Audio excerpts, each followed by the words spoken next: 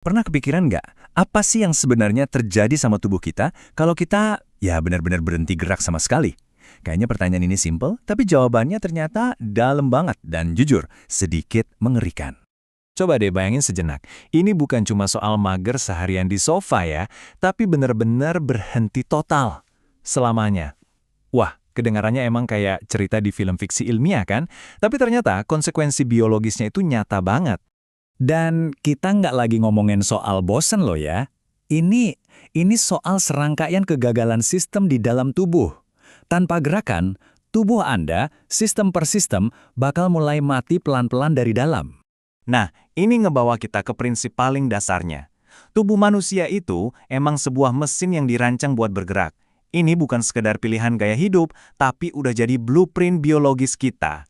Gini deh, coba bayangin. Setiap sistem di tubuh kita, mulai dari otot, jantung yang mompa darah, sampai otak kita buat mikir, semuanya itu bergantung sama aktivitas fisik biar bisa berfungsi normal. Kalau nggak ada input gerakan, ya outputnya bakal anjlok drastis. Oke, jadi bagian mana dulu nih yang kena imbasnya? Yuk kita lihat sistem otot dan tulang kita. Karena ya inilah bagian yang paling kelihatan dan paling cepat kena dampaknya kalau kita kurang gerak. Ada satu istilah penting di sini, namanya atrofi. Ini istilah medis buat ngejelasin apa yang terjadi kalau otot-otot kita nganggur. Mereka itu bukan cuma jadi lemah loh, tapi secara harfiah, menyusut, mengecil. Perbedaannya itu, wah jauh banget. Di tubuh yang aktif, otot dan tulang kita kan dapat tekanan terus-menerus, jadi mereka tetap kuat dan padat. Nah, kalau nggak ada tekanan itu, otot yang menyusut, tulang kehilangan kepadatannya. Akibatnya, jadi rapuh dan gampang banget patah. Tapi masalahnya nggak berhenti di situ. Efeknya itu kayak domino, nggak cuma di otot dan tulang, tapi merembet ke sistem peredaran darah dan bahkan ke pusat kendali kita semua, otak. Jadi begini rantai reaksinya. Dan ini bahaya banget. Waktu kita berhenti gerak, jantung kan nggak perlu kerja keras buat memompa darah. Akibatnya, aliran darah jadi melambat. Nah, darah yang jalannya lambat ini lebih gampang ngegumpal. Gumpalan inilah yang bisa bikin komplikasi fatal. Nah, sekarang kita bahas hubungan yang sering banget kita lupain, hubungan antara gerak dan otak. Ternyata otak kita itu sangat-sangat butuh aktivitas fisik biar bisa kerja maksimal. Intinya gini sih, gerakan itu bantu memompa darah yang kayak oksigen ke otak. Anggap aja itu bahan bakarnya buat fungsi kognitif.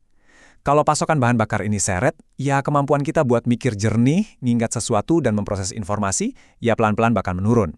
Oke, sekarang kita masuk ke bukti yang paling dramatis. Kalau Anda mau lihat contoh paling ekstrim soal apa yang terjadi sama tubuh tanpa ada beban dan gerakan, kita cuma perlu lihat ke atas. Ya, keluar angkasa.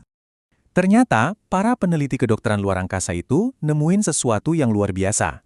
Lingkungan tanpa gravitasi itu pada dasarnya mensimulasikan kondisi tubuh yang gak gerak sama sekali. Kenapa? Karena tanpa gravitasi yang harus dilawan, otot dan tulang kita itu jadi nggak punya kerjaan, mirip banget sama efek kalau kita diam aja di bumi. Dan hasilnya luar biasa. Para astronot itu kehilangan massa otot dan kepadatan tulang dengan sangat-sangat cepat. Padahal mereka udah olahraga ketat loh di sana. Ini jadi bukti nyata seberapa cepat tubuh kita bisa rusak tanpa ada rangsangan fisik yang konstan. Terus, apa artinya semua ini buat kita yang hidupnya di bumi? Nah, contoh ekstrim para astronot tadi justru ngasih kita pelajaran super penting tentang biologi dasar kita. Pelajaran dari luar angkasa ini bukan berarti kita semua harus latihan kayak astronot ya.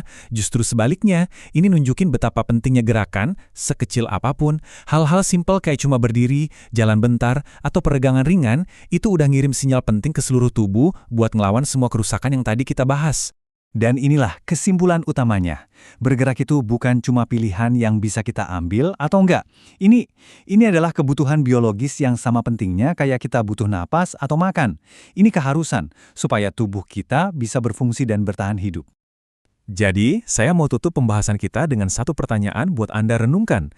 Coba deh, jujur sama diri sendiri. Dalam sehari, biasanya berapa lama Anda duduk diam tanpa bergerak sama sekali? Entah itu di meja kerja, di mobil, atau di sofa.